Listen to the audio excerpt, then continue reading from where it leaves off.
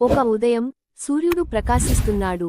ఆకులు కదులుతున్నాయి, పక్షులు కూస్తున్నాయి. అటవీ మార్గంలో 8 ఏళ్ల నిశిత తను తానుగా తిప్పుకుంటూ ఆనందంగా పాట పాడుతూ నడుస్తుంది.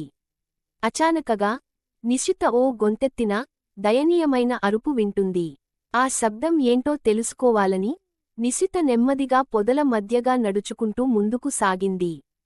ఒక చెట్టు కింద ఓ పెద్ద నలుపు రంగు ఏనుగు తన కాళ్లను మొరుగుతూ పడిపోయింది. అది పెద్దదే అయినా దాని కళ్లలో భయం, బాధ కనిపించాయి. నిశిత మెల్లగా దగ్గరకి వెళ్ళి, నీవు భయపడకు, నేనున్నాను అని మెల్లగా చెప్పింది.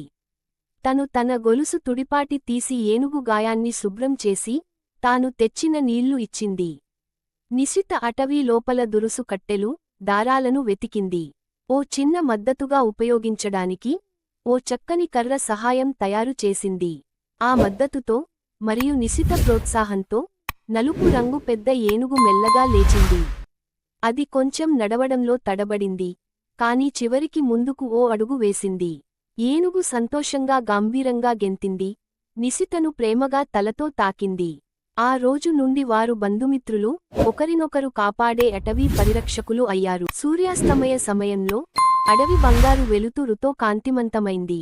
నిశిత చేతులు ఊపుతూ, రేపు తిరిగి వస్తాను అని చెప్పింది.